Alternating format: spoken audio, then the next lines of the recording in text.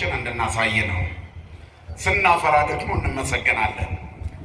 ከብዙ ሺህ ዓመታት በፊት የመጀመሪያዎቹ እስራኤል በነገዱ የተጠራላቸው የያዕቆብ ልጆች በአባታቸው ይመረቁ ጀመረ። የእስራኤል ታሪክ የሰው ልጆች ፍጥረት ታሪክ በጀመረበት በአዳም ይጀምር እንጂ እስራኤል የሚለው ስም የተሰጠው አይቃጼ ሰኮና ሆኖ የነበረው ያዕቆብ ወደ መጨረሻ የዕድሜ ማምሻ ላይ ልጆቹን በየነገዶቻቸው ጠርቶ ሲመርቅ የተናገረው ቃል ነበረ። እናም እየጠራ ሲመርቅ ስለ እያንዳንዳቸው ይናገር ነበር። የመጀመሪያዎቹ ነገደ እስራኤል ተብሎ የተጠሩ 12ቱ የያዕቆብ ልጆች ናቸው። ከታላቁ ሮቤል ጀምሮ እስከ ታናሹ ብንያም ድረስ ልጆቹን በየጠራ እየጠራ ባረካቸው።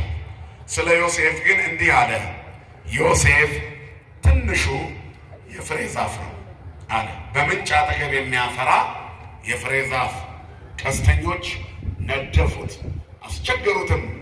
ነገር ግን ቀስቱ እንደ ጸና ቀረ። የእጆቹን ክንድ የክንዱም ኃይል የኃይሉን ብርታት በያዕቆብ አምላክ ስም በረታ ይላል። ክብርና ምስጋና ለአምላካችን ይሁን።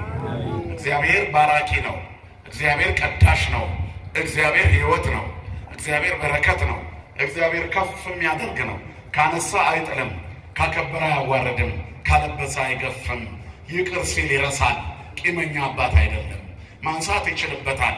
ሲፈውስ ጠባሳ አያስቀርም።